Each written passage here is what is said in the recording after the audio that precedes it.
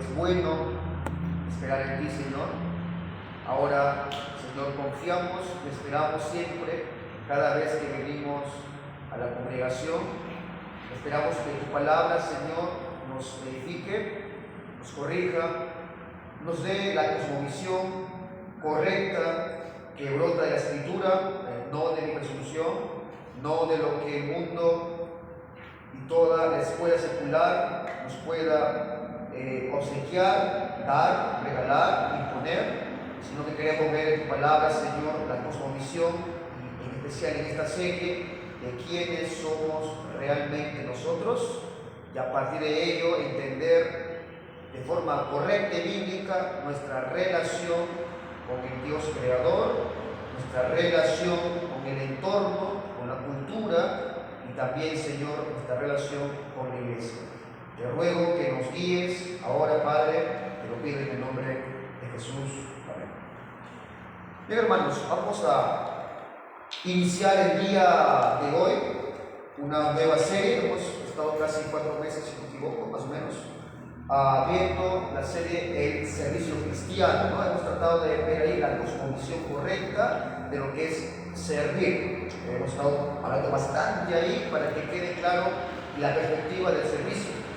Bien, de igual manera, vamos a empezar hoy día una nueva serie. Vamos a estar por buen tiempo también con esta serie que se ha colocado el título de Antropología Bíblica y sus aplicaciones pastorales. O sea, no es meramente una clase de doctrina. Recuerden que ustedes eso ya lo ven los días sábados, sino que sí voy a hablar de esta doctrina como el fundamento, pero luego voy a partir a varios asuntos, pero quiero estas primeras exposiciones plantear lo que es la antropología bíblica. Bien, busque en su Biblia 1 Corintios 3, versículo 18 al 19, vamos a ver ya. Primera carta a los Corintios 3, versículo 18, 19. Leemos, hermanos, dice ahí el apóstol Pablo. Ahora, los que están acá buen tiempo, hemos estudiado esta carta también, entienden cuál es el contexto, si no, te voy a recordar, ¿ya? Nadie se engañe a sí mismo, nadie se engañe a sí mismo. Si alguno entre vosotros, dice Pablo, se cree sabio en este siglo, hágase ignorante, para que llegue a ser sabio, porque la sabiduría de este mundo es insensatez para con Dios, pues escrito está, Él prende a los sabios en su astucia. Cuando Pablo acá les dice a estos corintios que nadie se engañe a sí mismo, Pablo le está advirtiendo desde un punto en el que estaban fallando tremendamente estos corintios. Pablo les advierte primeramente contra sí mismos y les advierte que estén alertas, que sean guardia contra la destrucción de la falsa curiosidad, sobre todo, hermanos, del amor propio. Le dice que subestime toda doctrina, toda ciencia conocida, todo aspecto ideológico, sobre todo cuando se pone en competencia con lo que Pablo hasta aquí ha enseñado en esta carta, que es la salvación. Pablo le advierte: cuidado que toda ciencia, todo conocimiento que no está acorde a lo que Pablo ha enseñado, es el Evangelio, la salvación, dice, advierte, cuidado que eso ocupe y tú, por desconocimiento de quién eres, termine llevándote a una cosmovisión incorrecta. Estos corintios, recuerda, hermano, había muchos que eran famosos. Ahora, ¿por qué? Por su oratoria, ¿verdad? Por su elocuencia humana. Pablo hablaba de que se paraban en las plazas y estaban maravillados cuando de la elocuencia, de la verborragia, enseñaban estos maestros atenienses. Pablo acá entonces advierte a estos que creían que conocía la cultura, conocía la razón de todos los aspectos. Cuidado que eso le signifique aceptar cualquier ideología en contra de la que Pablo ha enseñado que es la salvación. O sea, acá había un problema a nivel individual, que a fin de cuentas afectó a toda la iglesia local. ¿Por qué, hermanos? Por falta de conocimiento de realmente quiénes somos. El Salmo 8 que hemos leído al principio, antes de la oración, dice en versículo 4 del Salmo 8, en el contexto de la gloria de Dios y la honra del hombre, dice el salmista: digo que es el hombre para que tengas de él memoria, y el Hijo del Hombre para que lo visites. Bueno, esta pregunta que hace aquí el salmista, muchos han respondido a esta pregunta y lo han hecho de distintas maneras. Una de las grandes preguntas de la humanidad, que se ha hecho la humanidad a lo largo de toda la historia, justamente es esta: ¿qué es el hombre? Desde todos sus hermanos han surgido diversas respuestas, teorías seculares, falsas teorías que han venido engañando al mundo entero debido a la influencia del diablo, debido a la influencia del enemigo de tu alma. Ahora, hermano, tristemente, si esta pregunta se haría al día de hoy en medio de las iglesias contemporáneas, muchos no podrían responder bíblicamente a esta pregunta: ¿qué es el hombre? ¿O quién es el hombre? O posiblemente uno escucharía respuestas como: pastor, somos, ¿no?, la engreída de sus ojos. O: pastor, somos príncipes del reino. Somos príncipes del reino, y si es mujer, ¿qué sería? Su princesa, ¿verdad? Pastor, somos llamados a ser cabeza, no cola. Esa es una respuesta muy común que el día de hoy, rápidamente, sin pensar, darían el día de hoy muchos. Hermanos, entonces, ante este panorama que tenemos, el estudio de la doctrina del hombre, bueno, es una enorme necesidad primeramente, para el que desea comprender las demás doctrinas bíblicas, y sobre todo para el orden, el gobierno y la consejería de la iglesia. Bueno, esta doctrina yo considero una doctrina fundamental, más cuando va asociada a la del pecado. Esas dos doctrinas es fundamental que le quede claro a todo verdadero creyente. Cuando digo fundamental, me refiero a aquellas que su razón de ser evidencian un futuro de importancia para el hombre, para su salvación, o también para su perdición, si no la entiende bien. Así que esta doctrina del hombre, llamada también antropología, bueno, es de monumental importancia, como dije recién, para el creyente que quiere comprender las doctrinas bíblicas y también para la iglesia. Bueno, mire usted lo que se está haciendo el día de hoy en muchas iglesias antropocéntricas, centradas en el hombre, por ignorar esta doctrina. Bueno, es tan importante que desde que tú abres la Biblia, en el Génesis 1, ya se expone esta doctrina, ya se desarrolla su enseñanza. O sea, la antropología bíblica es esa disciplina teológica que va a estudiar sistemáticamente todo lo que la Biblia dice acerca del hombre.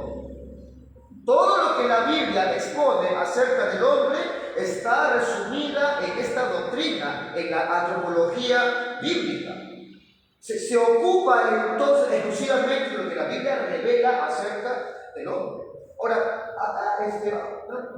aquí te he puesto, puedes tú variar el orden o aumentarles otra, pero yo creo que hay 10 aspectos, temas fundamentales de la teología sistemática que todo creyente debería estar realizando. Tal vez no lo hagas de rápido, de un día para otro, pero deberías tú proponerte abordar estas 10 doctrinas.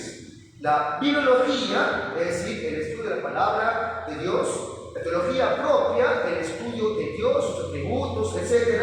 La cristología, el estudio de Dios Hijo Cristo. La neumatología, para que no andemos sacando luego ideas raras.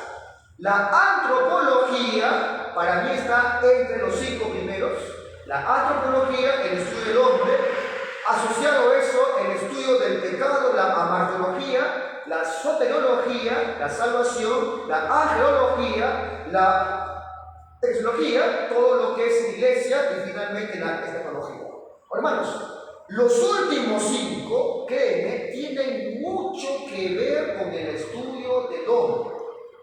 Cuando se falla en esta doctrina, falla lo que es el pecado, falla cómo uno entiende lo que es la salvación, la angelología, falla cuando observa lo que es la iglesia y falla cuando intenta definir su perspectiva acerca del fin de todas las cosas. Bueno, la antropología bíblica se ocupa exclusivamente entonces de lo que la Biblia revela sobre el hombre. Luis Berkhoff define, por ejemplo, esta rama de arqueología sistemática como la antropología teológica, dice él, se preocupa únicamente por lo que dice la Biblia sobre el hombre y la relación en la que está y debería estar con Dios. Así que esta doctrina solamente reconoce lo que la Escritura dice acerca del hombre. No la experiencia humana meramente, no lo que dice un filósofo o un psicólogo o el mundo acerca de lo que el hombre es. Va a recoger lo que la Biblia dice y nos va a poner realmente, hermanos, en el lugar que nos corresponde. Hay 4 temas esenciales que vamos a revisar, no profundamente porque no es un tema de doctrina, lo que me compete a mí los miércoles, pero sí lo vamos a ver como pilares para lo que luego yo pretendo alcanzar. Hay 4 puntos esenciales que estudia la antropología, hermanos. 1, el origen del hombre. Muchos dirán, eso ya lo conozco. Bueno, vamos a ver qué tanto sabe realmente de esto. El ser humano en su esencia, en su naturaleza, o sea, ¿qué es el hombre? ¿Qué elementos se integran en su propia naturaleza? Tercero, el estado original del hombre, cómo salió, cómo Dios lo creó. Y cuarto, la caída del hombre, cómo el pecado se incorpora en el ser del hombre. Ahora, pastor, ¿importa esta doctrina? A mí me importa muchísimo.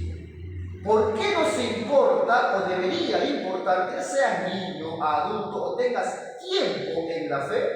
¿Por qué no debería importar la antropología bíblica? Permíteme darte al menos 5 razones que creo yo que son las que engloban. Hay muchas que están dentro de estas, pero creo que estas 5 engloban la importancia de esta doctrina.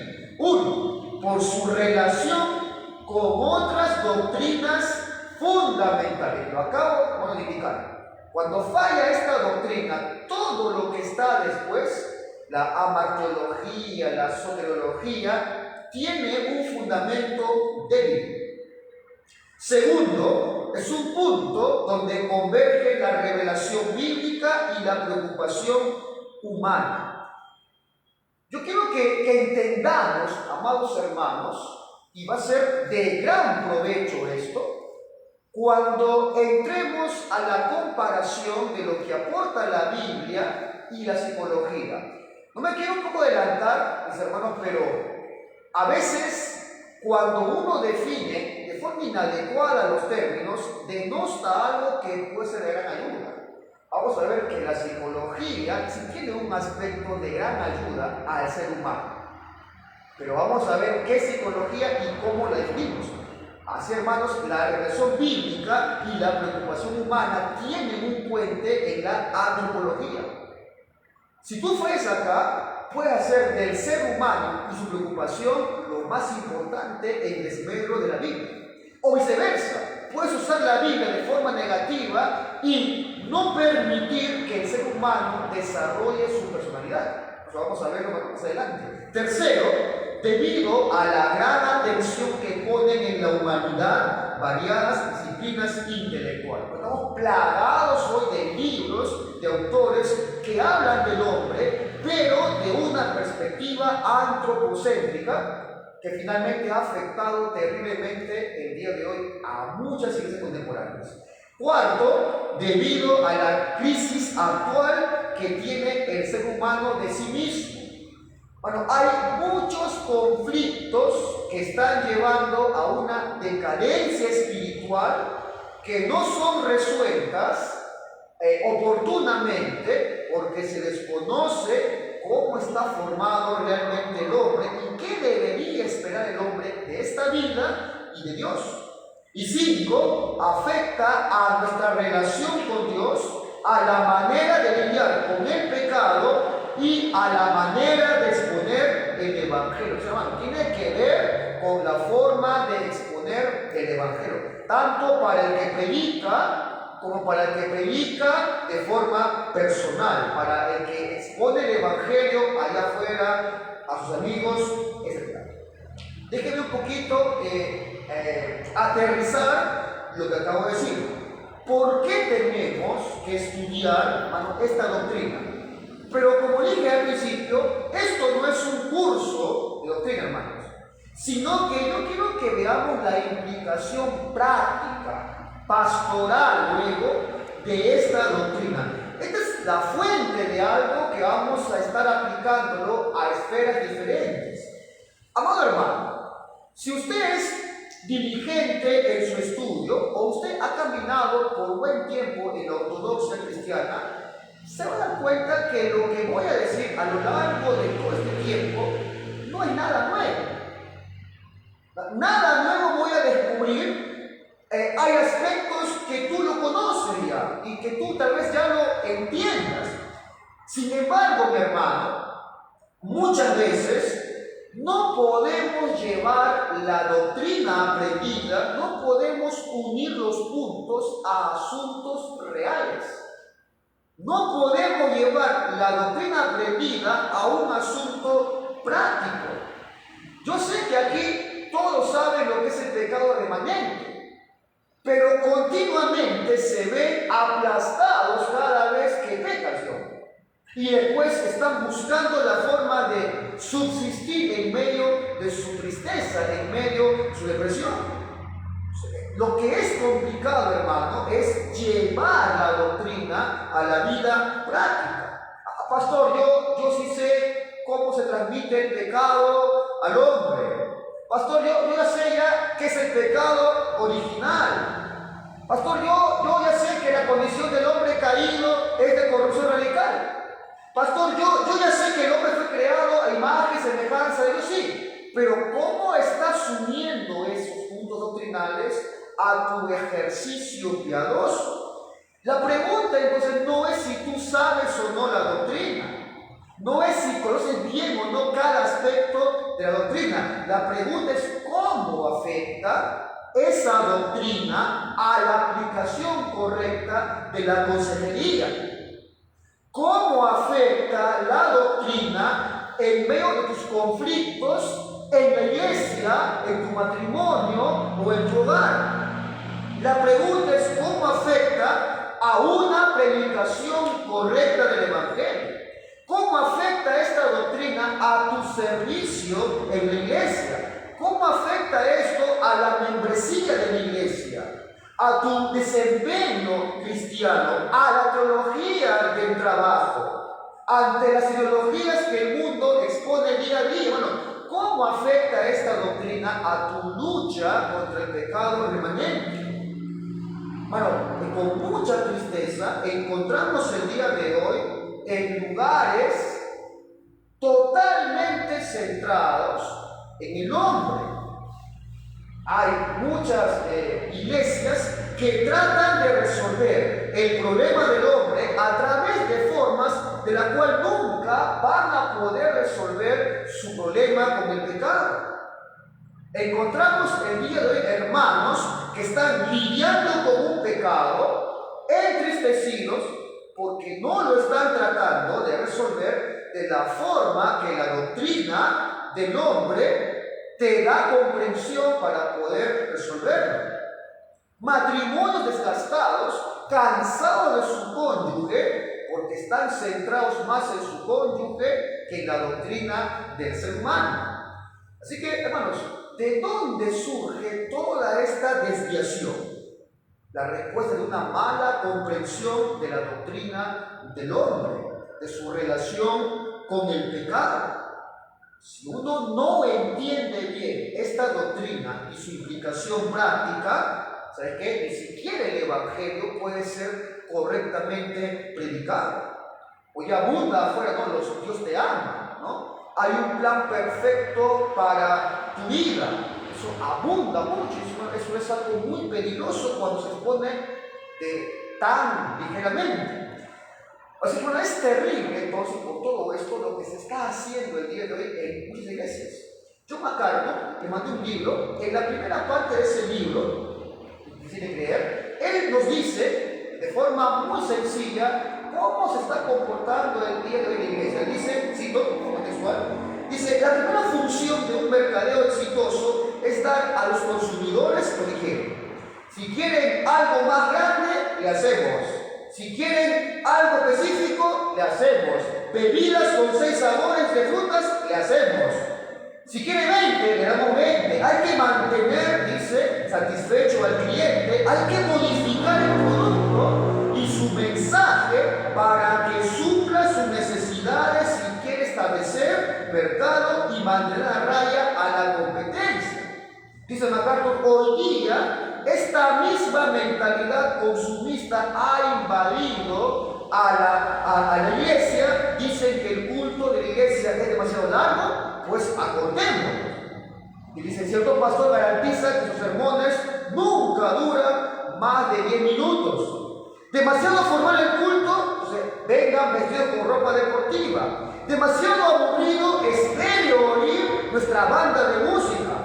Y si el mensaje es demasiado agresivo, acusador o exclusivista, que asusta, que es increíble, difícil de entender o demasiado lo que sea para su gusto, hay iglesias por todas partes que están ansiosas de ajustar ese mensaje para que usted se sienta más cómodo. En esta nueva versión del cristianismo, dice él, usted es socio del equipo. Usted diseña la vida de la iglesia y se deja por fuera toda autoridad anticuada, los sentimientos de culpabilidad, la responsabilidad y los absolutos morales. Dice, es cristianismo para consumidores.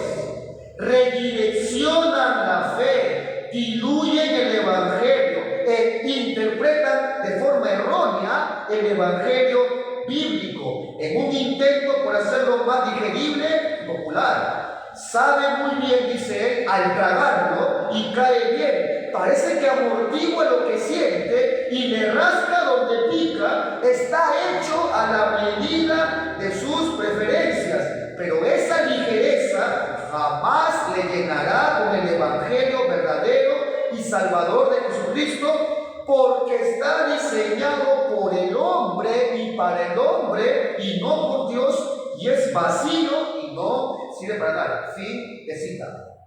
Bueno, hay muchas iglesias que creen que si le dan todo lo que el hombre supuestamente necesita y suple todas sus emociones y demandas, lo hacen pensando que haciendo eso le dan gloria a Dios.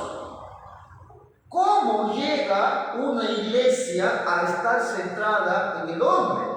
Cuando no se entiende correctamente quién es el hombre y que toda la gloria le pertenece a Dios. Cuando falla, hermano, esta doctrina, muchas de las cosas que suceden en la iglesia, en el día a día de la iglesia, pierde el fundamento correcto. Cuando no entiende la iglesia quién es el hombre, ¿qué hace finalmente? Termina quitándole la gloria que solo le corresponde a Dios. Decía el pastor Jorge Rodríguez, una mala comprensión de esta doctrina lleva a tener que cosechar la ruina de nuestras conclusiones doctrinales con respecto a Dios, el pecado, el hombre y la salvación. Entonces, hermano, ¿cuál es la intención con toda esta serie que vamos a ver?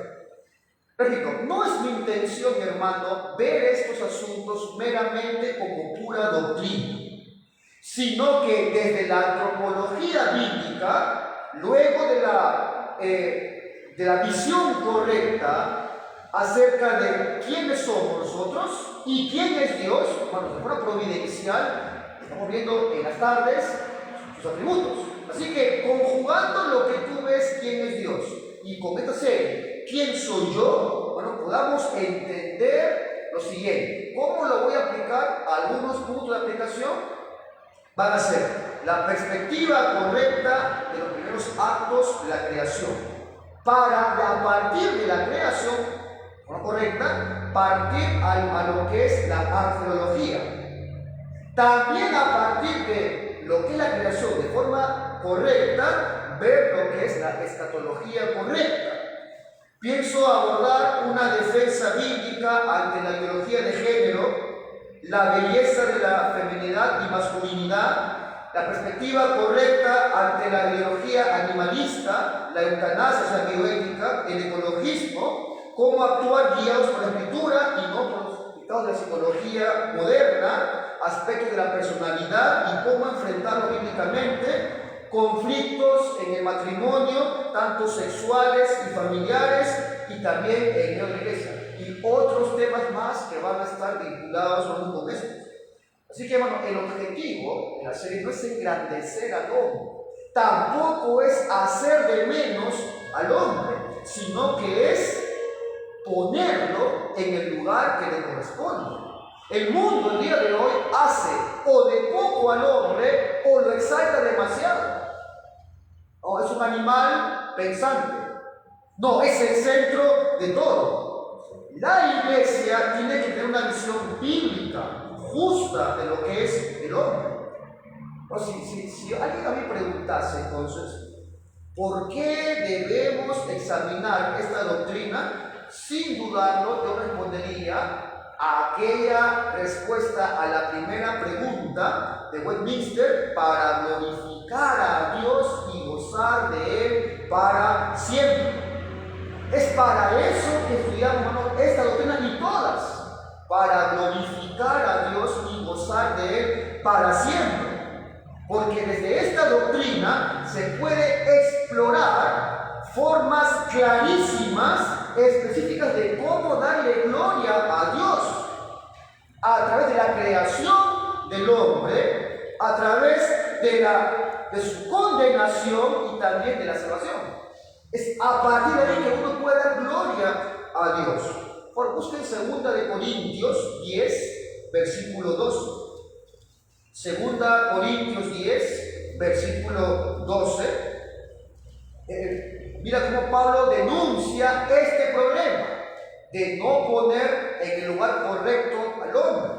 Dice el versículo 12: porque no nos atrevemos a contarnos ni a compararnos con algunos que se alaban a sí mismos, pero ellos, midiéndose a sí mismos por sí mismos y comparándose consigo mismos, no son, que dice, juiciosos, o sea, son unos necios. Bueno, esa es la norma que tiene el mundo para definir al hombre: compararse con ellos mismos. Pero cuando el punto de partida, el punto de referencia para definir al hombre es la Escritura, y de allí brota quién soy yo, a dónde vamos, y me comparo con el perfecto Cristo, bueno, cambia radicalmente toda la perspectiva. Veamos una pequeña ojeada, como por ejemplo nos define el Señor en nuestra condición caída. Ahora, esta definición a muchos no les gusta. Efesios 2, versículo 3. Algunos quieren arrancar este capítulo porque no les gusta cómo les define la Biblia al hombre caído. Dice el 3, dice: entre los cuales también todos nosotros vivimos en otro tiempo en los deseos de la carne, haciendo la voluntad de la carne. ¿Y qué dice la última parte? Y éramos, ahí está, mira la definición, y éramos por naturaleza hijos Bueno, es un aspecto que muchos relegan o hasta prefieren no hablar. No es impensado para muchas personas que la ira de Dios esté sobre todo aquel que no es regenerado o justificado. Les gusta leer, por ejemplo, Juan 36. Pero si tú sales al 36 de ese mismo capítulo, ¿qué nos dice el 36? El que cree en el Hijo tiene vida eterna, pero el que rehúsa creer en el Hijo no verá la vida, sino que la ira de Dios está sobre él. Bueno, es claro la condición que tiene el hombre, pero ¿por qué el que hoy muchos niegan la ira de Dios? ¿Por qué no es parte de su léxico evangelístico? Porque no ha examinado quién es el hombre de la perspectiva de la Escritura. No entiende las razones por las cuales ese Dios Santo está airado con el hombre. Él lee la Biblia de manera selectiva, la expone de manera selectiva. Pero todos somos sus hijos, dice. Es imposible que Dios odie a alguien. Pero el Salmo 5 dice que sí lo hace. Salmo 5, 4 hasta el versículo 6. Salmo 5, versículo 4 hasta el 6. ¿Qué es lo que dice claramente ahí el salmista, inspirado también por Dios? Porque tú no eres un Dios que se complace en la maldad. El malo no habitará junto a ti. Los insensatos no estarán delante de tus ojos. Aborreces a todos los que hacen iniquidad. Destruirás a los que hablan mentira, al hombre sanguinario y engañador odiará, abominará Jehová. Hermano, esta doctrina te va a proteger de cometer muchos errores doctrinales. Si usted entiende, amado hermano, quién es el hombre, quiénes somos nosotros delante de Dios, lo que hemos hecho en contra del Dios Todopoderoso, pero va a estar protegido de errar en varios aspectos de doctrina. La Biblia, hermano, no solamente nos dice quiénes somos, también te informa qué hemos hecho. ¿Qué has hecho tú y yo ante ese Dios Todopoderoso? Bueno, ninguna religión que hay en el mundo entiende realmente quién y qué es el hombre. Toda religión le da la habilidad al hombre para que se pueda autorrestaurar con Dios. Pero la fe bíblica nos muestra que el hombre está radicalmente corrupto, está muerto, esclavizado y sin esperanza. Bueno, esta doctrina te librará de prácticas vergonzosas y extraviadas. Isaías, pónganse ahí por 45, versículo 9. Isaías 45, versículo 9. Mira lo que dice Isaías, ¿no? y que el día de hoy, de forma vergonzosa, hacen muchos. Dice el versículo 9, Isaías 45, ¡ay del que pleitea con su hacedor! El tiesto con los tiestos de la tierra, dirá el barro al que lo labra, ¿qué haces? ¿O tu obra no tiene manos? Bueno, esta doctrina te dará herramientas correctas para ver con más claridad desde la creación, desde el origen del hombre, la angelología y la escatología. Mira, hermano, con respecto a la creación, más o menos a mediados de 1800 y pico más o menos, se hizo muy famosa, ¿no? En Inglaterra, luego llegó más o menos en 1900 a Norteamérica, una Biblia, ¿no? Famosa la Biblia, ¿no? La Biblia de Scofield, ¿no? Esa Biblia anotada de Scofield. Y esa Biblia, entre otras cosas, traía una visión en particular. Seguro que ustedes han escuchado, la llamada teoría de la brecha, ¿no? La llamada teoría de la brecha. ¿Qué es lo que decía esta visión de la creación? Esto consistía en que ellos decían que había una brecha entre el 1.1 de Génesis y 1.2. Cuando ellos iban a la lectura, ¿no?, leen 1.1, en el principio Dios creó todo, cielo y tierra. Pero luego van al versículo 2, ¿no? ¿Y qué es lo que dice? La tierra estaba, ¿qué dice? Desordenada y vacía. Oye, ¿cómo es posible que Dios, que haya creado, ahora encuentre que está desordenado?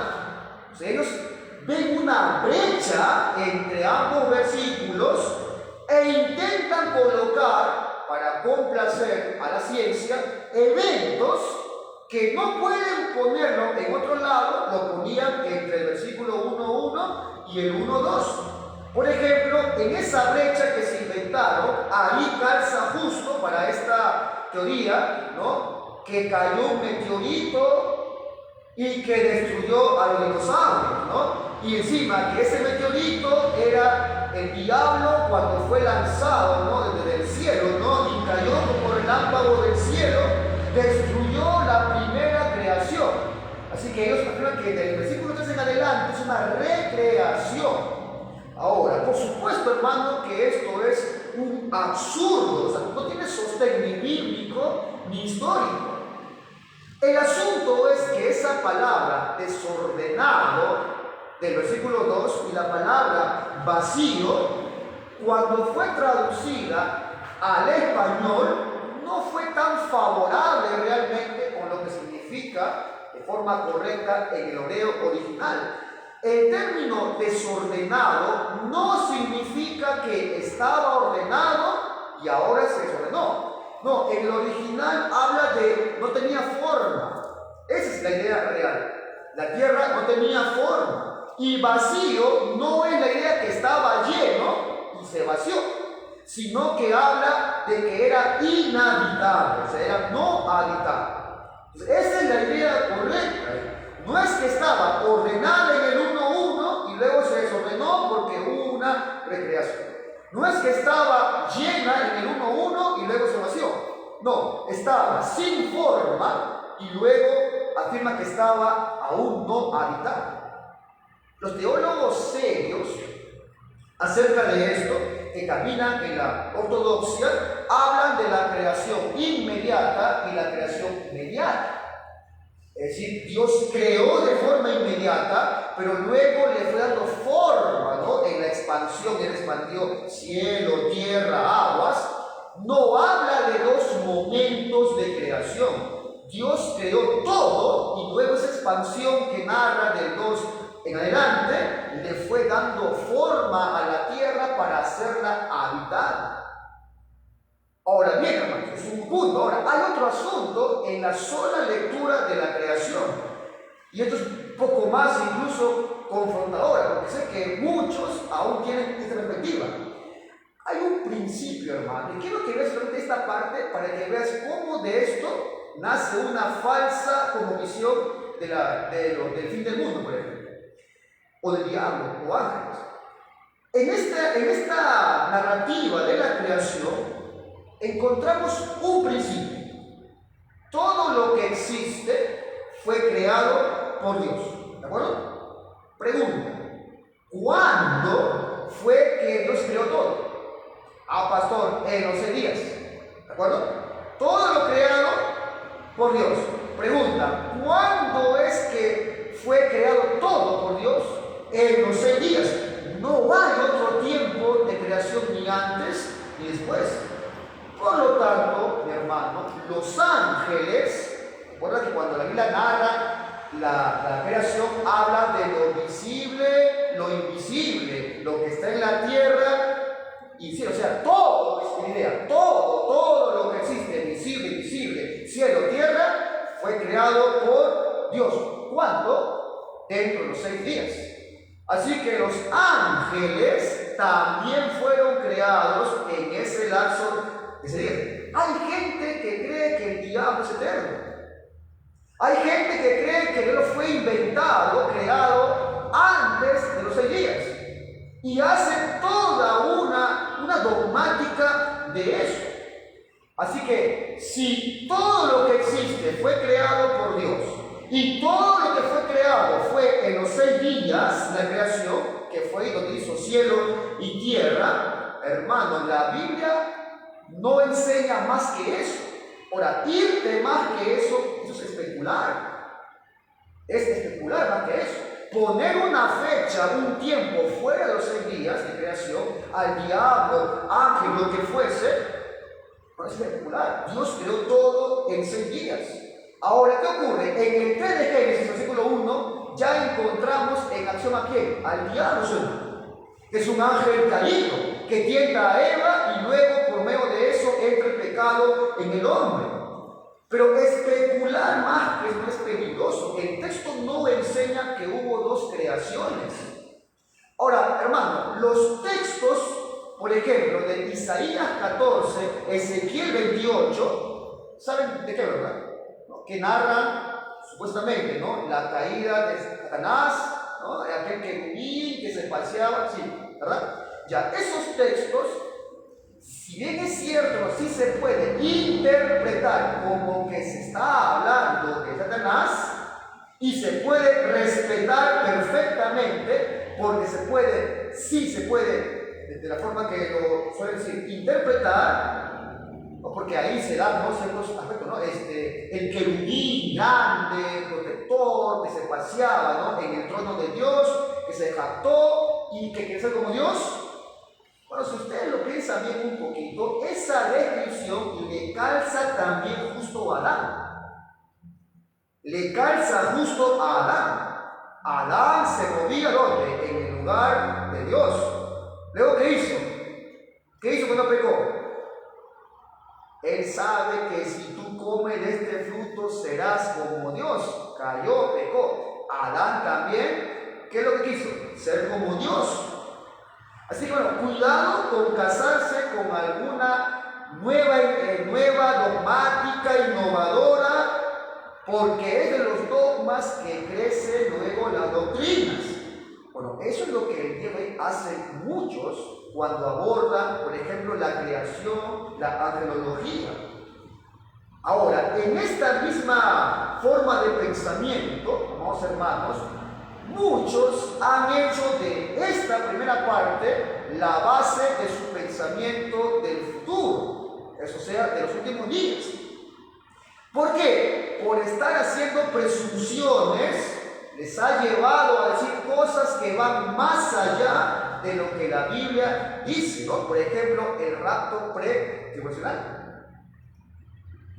Ustedes saben, cuando Spurgeon escuchó esto por primera vez, ¿no?, acerca del rapto, ¿sabe qué dijo? Dice, vamos a ver con qué otra cosa rara sale en esos días. Eso no te dijo. Bueno, nadie había escuchado de esta enseñanza, de esta postura. Sin embargo, es la postura más común, ¿verdad?, el día de hoy. El rapto 7 años antes, pero nadie había escuchado. Y cuando escuchó Spurgeon, casi de forma burlesca, dijo eso. Vamos a ver con qué cosa rara ahora salen estos días. Hermano, el día de hoy esto pasa muy a menudo. Ahora, ojo, por el hecho de que todo el mundo lo diga, de que todos lo tengan como verdad, para que algo sea verdad, tiene que ser probada por la Escritura. ¿Se recuerda? ¿Cierto esto? Hay aspectos generales que vamos a tener que tomar en cuenta cuando se estudie esta doctrina. Bueno, créeme, no es nada fácil estudiar al hombre. No es nada sencillo estudiar al hombre. ¿Por qué, pastor? Porque fue un ser creado por Dios. Y fue creado mediante un consenso divino encima.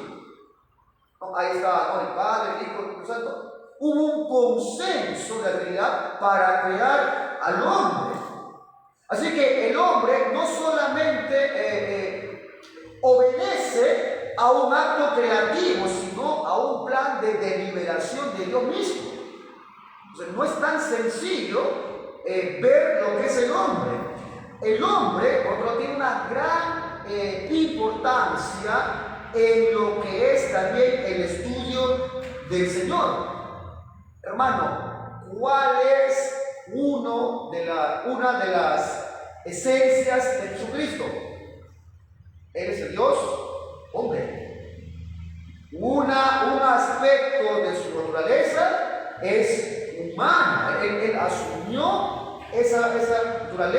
cuando estuvo en el tiempo histórico de los hombres.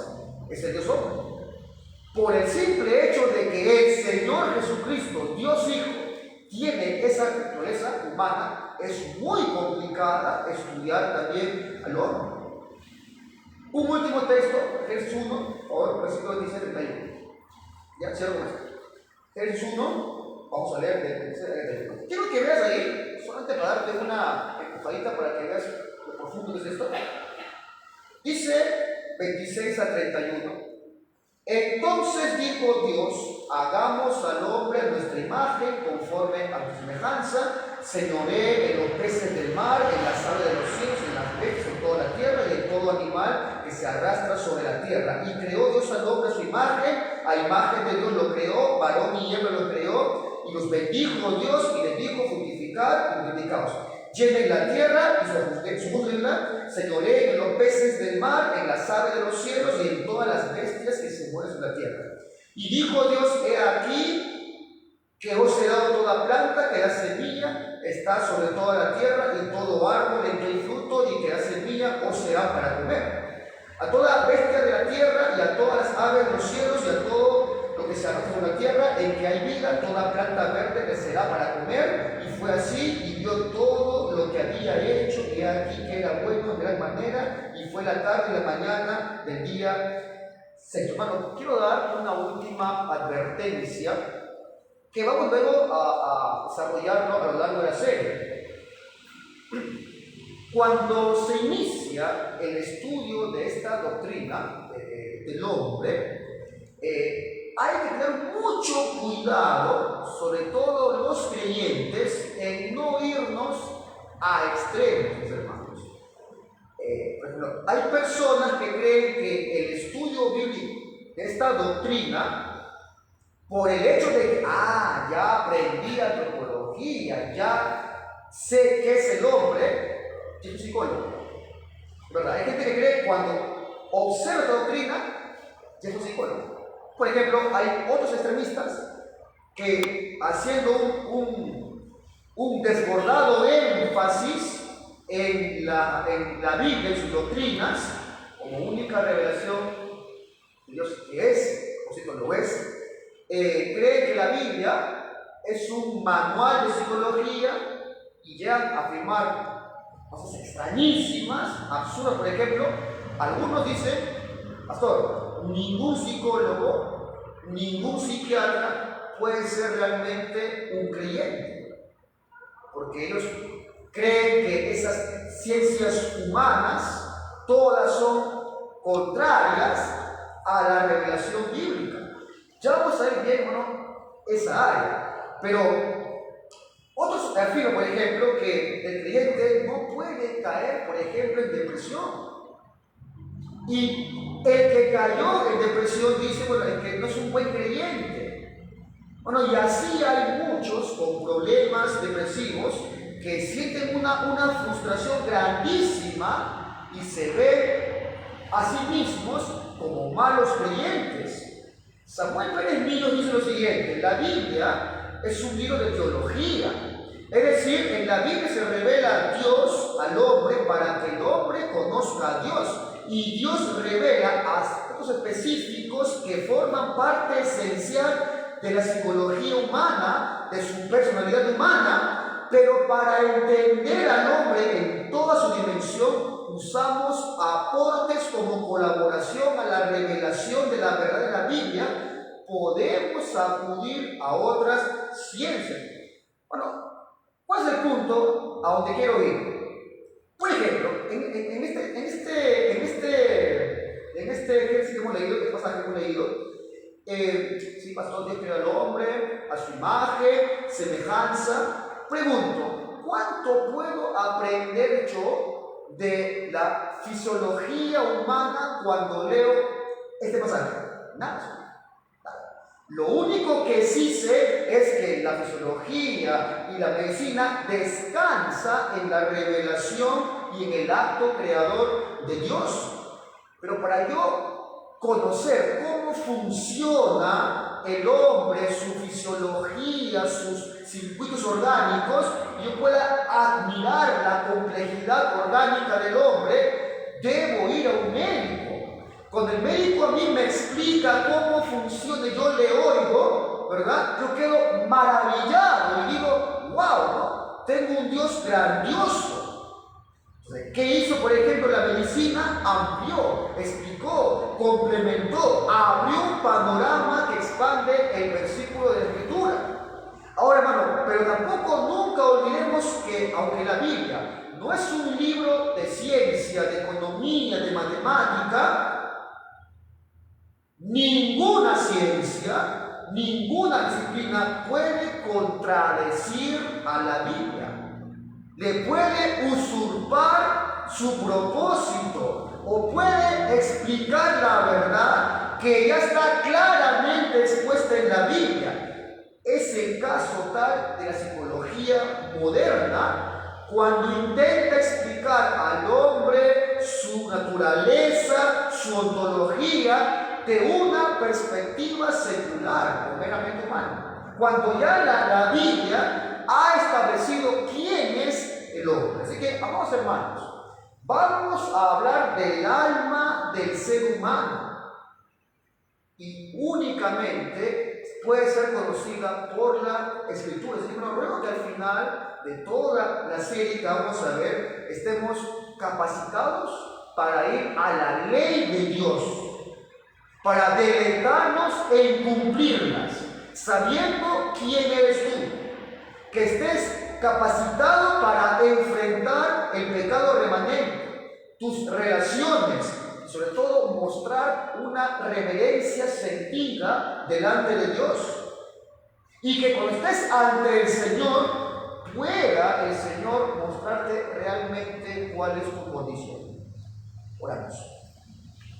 Amado Señor, te agradezco porque has puesto en el corazón del predicador en esta temporada poder descubrir, poder ahondar en esta doctrina para luego poder hacer la aplicación práctica a varias esferas de la vida cristiana. Te ruego, Señor, que nos des sabiduría tanto al que predica como al que recibe, porque esto es para ambos, Señor. La doctrina debe ser aplicada en la vida piadosa. No es meramente, Señor, para que el hombre se exalte por lo que conoce, por el conocimiento, se maraville por la innovación que le ha traído a su mente, a su argot, a su léxico, sino que es para vivirla, Señor. Y te ruego, amado Señor, que tú puedas dar a la iglesia este espíritu de recoger las doctrinas para una vida práctica, no para la confrontación, no para el orgullo, Señor, sino para que tú seas glorificado en nuestra vida. Señor, guíanos, Señor, y danos luz acerca de varios temas, y te ruego todo esto en el nombre de Jesús.